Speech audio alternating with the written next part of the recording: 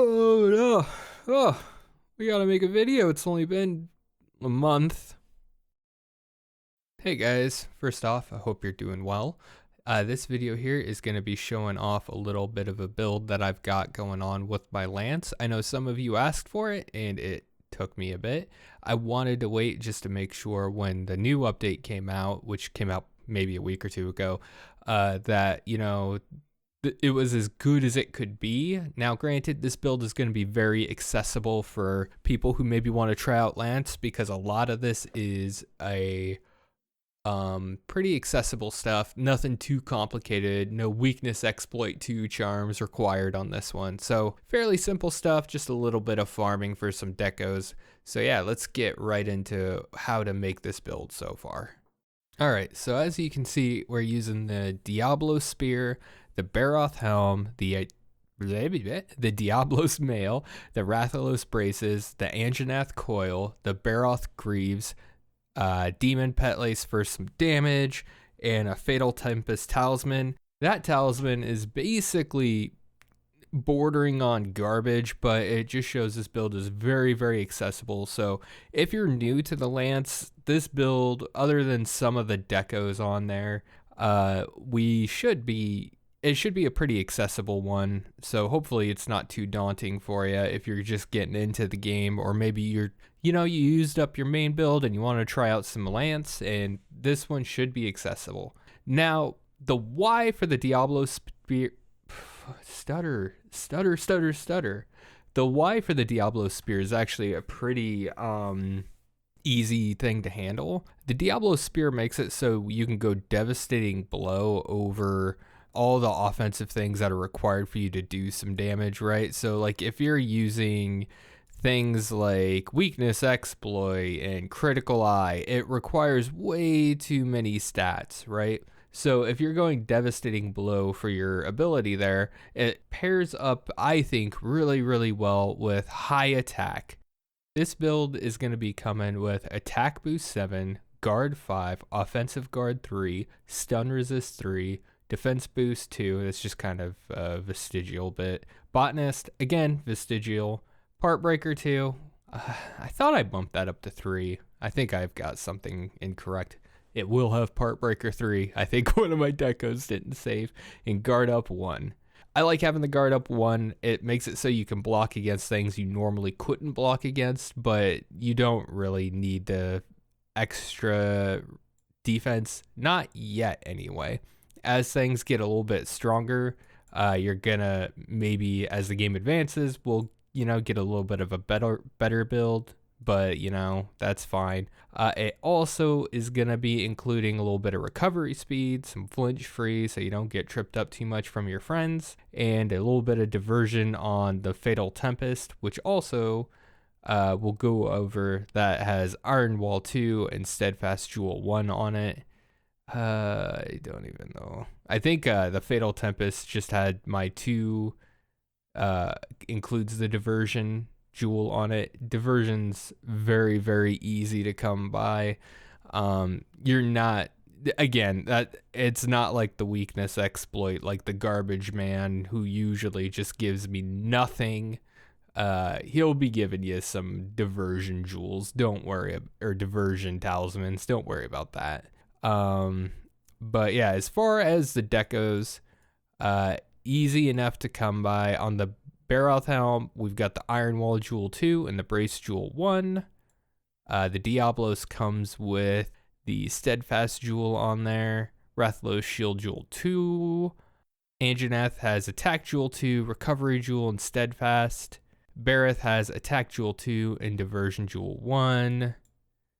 Then you got, again, the Fatal Talisman has Iron Wall and Steadfast. I definitely love having Stun Resist 3 because not only is it cozy, but like if you get hit with Lance with your guard down, which it happens to everybody, it's good to not get further punished. I feel like the team always is like, how does someone with that Lance shield die? How does that happen?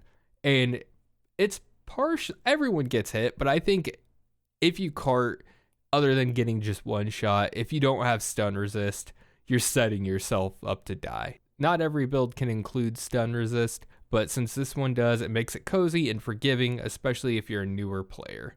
The attack boost 7 goes really, really well, I believe, with the Diablos lance along with the devastating blow, giving you some pretty decent hits. I think the highest I've seen on my lance is 250 to 300 with a little swipe. Again, those numbers may change as things go on. In most of the videos in the background, I think the biggest hits you're going to see is around 200. But who knows why? Maybe I had endemic life rolling on me and blah, blah, blah. Maybe someone else boosted me. Maybe there was hunting horn. Who knows? But I do like this build a lot, and I think it gives you everything you need with your lance, but it also makes it so you can still enjoy, doing some damage here. And your pokes do 50, which is, the average of a sword and shield. Granted, a sword and shield is a more offensive weapon because they're moving quicker and they might have some more offensive wire bug counters and stuff, but you can get some pretty good damage on the lance, especially now. That was the build, so now I wanted to show some of the layered armors I have. The reason for that is the default with this lance doesn't look terrible. Kind of reminds me of Jarvan 4 from League of Legends. I'm sure someone can do something with that with the Diablos and Lance set, but not my style, but it actually kind of looks cool. I do like how big it makes you look, right? It makes sense, especially for carrying that kind of weapon, to have that sort of look with the Diablo stuff. I think Fashion Hunter is some of the most fun you're going to have in this game. And it's a lot of fun, and I made some unexpected sets. So let's take a look at some of those right now. All right, so the first set you're looking at here is what I call my Squire set. The Squire set, I'll often actually pair it up with my Lance pretty well. I like it. The clothing options in this game, to each their own. But I love this set with the Lance, sword and shield. It looks pretty good. Two-handed sword, it looks pretty good. Other than those, it's up to you, obviously, what you want to do with how you look. On the Squire set, the current pieces are the alloy helm, the Basilgeist mail, the chainmail gloves, the hunter's coil, the hunter's greaves. I do have a variant of the Squire set that I can't say this stupid creature's name right. The Acnosum? I always called it the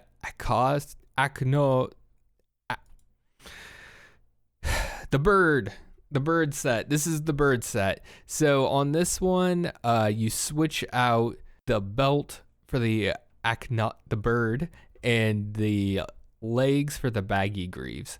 A lot of the female hunter, I'm not sure how this would look on a male hunter, probably just as cool. But the female hunters apparently really love getting their thighs slashed. No idea why, but I like this one a lot. This one I feel like is much more, I call this one the knight set, since the other one's the Squire set. This one looks like it's a little bit more up to date. I like this one a ton. Again, I think a lot of the same weapon variants kind of apply to this one. Maybe a bow. I don't know if the bow works with it or not. And also, I feel like the insect glaive works with sets that have that longer tail in the back. Maybe gun lance. Not really. But, within the knight-ish looking weapons. I know there is a long sword that looks like a knight sword that probably would fit with it as well. I'm not a huge long sword user. I think it's fun. I think it's a cool weapon. But I don't fashion around it. I go more for the knightly looking weapons and armor. The next layered armor set that I'm using, I call my pagan set. This one actually became my favorite. I wasn't expecting it to be, but I guess it's just different than what I usually have on my characters, but I really enjoy it. But this one involves the Mighty Bow Feather Helm, the Dober Mail, the Kimura Bracers, the Somnicanth Coil, and the Dober Greaves. The reason I initially actually ended up making this set is I was looking through some Somnicanth armor, and then I kind of gave up on it. Then I was watching a video by Gaijin Hunter, one of the top Monster Hunter creators that I really enjoy, and he was talking about how his little one was looking at Somnicath. I think the Somnicath coil, and she was trying to make it fit into her set. And I was actually doing that too. I had a different set going, and then I just kind of stumbled into this one. I don't think it's her style necessarily. It might be a bit too revealy, but I love this set. It could be the hairstyle, makes it look super goth looking with my chick, but I love it. I think this pagan set is beautiful in its own little weird way. It's a little revealing, a little more than I usually like. I usually do prefer my characters to be more in combat attire, but I do like this one quite a bit. This set, I definitely, again, some sword and shields it works with pretty well. Insect glaive, it looks pretty cool with. I think you could pull off hunting horn with this one, and bow, and maybe some long swords as well. But again, your armor, your preference, use whatever you like. But that's what I kind of tend to use this set with. And hammer. I'll use it with hammer, but I don't think it looks as good with hammer. I definitely like it with insect glaive probably the most, since it kind of has that mystic staff look to it. So it's it's one of my favorite sets, and I think it looks really cool. I just don't like how the feet kind of pop out of the back. That's one of the things my layered armors kind of try to look for, is I try to avoid clipping as much as possible. Oh, daggers. Daggers look great with this one too. Next set though. The last set that I'm using on my character, I call it the Tank Girl set. It comes with the leather headgear, the Azuchi mail, the shell-studded gloves, the Pookie coil, and the Hunter's Greaves. I actually had the Hunter's Greaves on a couple of sets. I tried to reduce it a little bit, but the Hunter's Greaves are some of my favorite legs in the game because they at least cover one of the thighs, hooray. But I just kind of like how they look, and they're not overly big, and they're not really something that demands attention. But I actually like this set quite a bit too. It's, again, Tank Girl / desert set. I think it looks good with like things like the gun lance, all the ranged weapons it could look pretty cool with.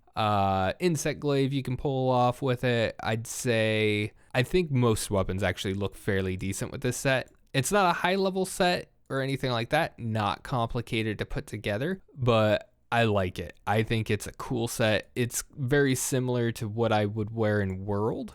It kind of came down to something like this. This set, and there was another one, but the creature's not in this game. That was in World. I would run around with quite a bit. But yeah, those are all my layered armors, and I hope one of them maybe inspires you to, make your own amalgamation of your own armor set, or you can just copy them. It's all good. Change the color up. I would be flattered if you liked one of my sets well enough to use it. All right, guys. Thank you very much for making it this far to the video. This would be the end. I wanted to just thank you for your time, and I appreciate you stopping by to, watch this and making it all the way through. So at this point, I wanted to say why it took so long. I think I went over it at the start, but I don't like to repeat myself too often when it comes to making things or making content. I love making videos, but I want to, feel motivated to do it. I don't feel like I can go into a lot of nuance on Monster Hunter. I'm a 5er, so I started in World. My wife actually is the one who introduced me to Monster Hunter. She was my girlfriend at the time. Then I married her because she showed me this amazing game. Not just because of that, but But I wanted, even if, I doubt they ever see this video, but I wanted to give a shout out to the big content creators, Gaijin Hunter, Rubicon, 269, Paradise Gaming, Eric's Gaming. Without them, I wouldn't have been able to get through Monster Hunter World. I wouldn't have understood it. Rubicon got me super into gun lance for a bit, but then I converted to lance like a traitor. But Gaijin Hunter came out with some farming guides, which made half of me being able to experiment with weapons possible. So thank you all very much. Even if you don't see it, thank you for your content, and thank you for digging into the game to make it more understandable and approachable for new players like me. As far as what kind of videos will be coming out, I'll be waiting, for new updates.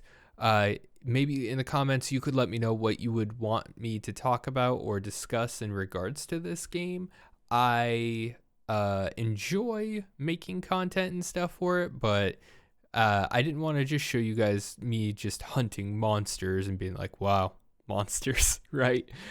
So, if you got some ideas or something you'd like me to talk about, I'd love to have your input. Where the channel will be going forward is, I think, once every few weeks or once a week, I'm going to be uploading more single player game content. I don't know if you'll be super interested in it, but it'll be a lot of indie games like Wildermyth. I adore Wildermyth. It's kind of a story XCOM fantasy game. But I understand, maybe if you just came here from Monster Hunter, that won't be your jam, but thank you for stopping in and, just hitting a follow or even follow. You can't follow. For hitting the subscribe on YouTube, or even just being willing to give me a moment of your time. It means the world to me. I just love kind of creating little content and stuff like that. So thank you very much. I hope you have a good night. I hope you have a good day, whatever it is you're doing, and be good to your fellow hunters. Have fun.